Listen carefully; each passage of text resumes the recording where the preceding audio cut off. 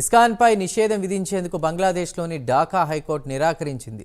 ఇటీవల జరిగిన హింసాత్మక ఘటనల నేపథ్యంలో ఇస్కాన్ కార్యకలాపాలపై నిషేధం విధించాలన్న పిటిషనర్ వాదనను హైకోర్టు తోసిపుచ్చింది. అయితే ఇస్కాన్ ఇటీవలి కార్యకలాపాలపై ప్రభుత్వం ఎటువంటి చర్యలు తీసుకుందో నివేదిక ఇవ్వాలని అటార్నీ జనరల్ను ఆదేశించింది.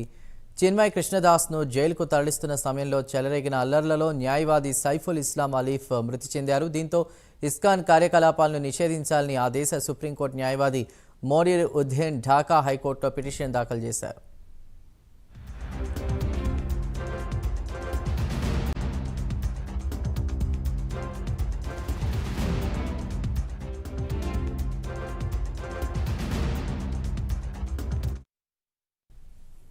చిన్మయ్ కృష్ణదాస్ను జైలుకు తరలిస్తున్న సమయంలో చెలరేగిన అల్లర్ల అంశంలో ప్రభుత్వం చర్యలు తీసుకుందని attorney general justice Farah Mahbub, justice Debasish Roy Chowdhury ధర్మాసనం దృష్టికి తీసుకొచ్చారు. న్యాయవాది సైఫుల్ ఇస్లాం అలీఫ్ హత్య కేసులో ఇస్కాన్ కార్యకలాపాలపై వేర్వేరు కేసులను నమోదు చేశామని తెలిపారు.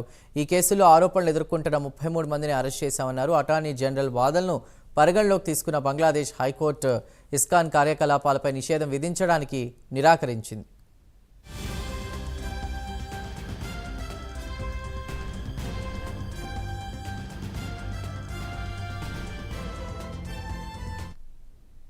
ఇలా ఉండగా బంగ్లాదేశ్లో కృష్ణదాస్ అరెస్ట్, మైనార్టీలపై దాడుల నేపథ్యంలో భారత విదేశాంగ మంత్రి జైశంకర్ ప్రధాని నరేంద్ర మోదీతో సమావేశమయ్యారు.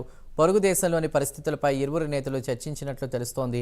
బంగ్లాదేశ్తో పాటు పొరుగు దేశాలతో భారత్ సంబంధాలపై జైశంకర్ శుక్రవారం పార్లమెంట్లో వివరించే అవకాశం ఉందని నేషనల్ మీడియాలో పెద్ద ఎత్తున వార్తలు వస్తున్నాయి.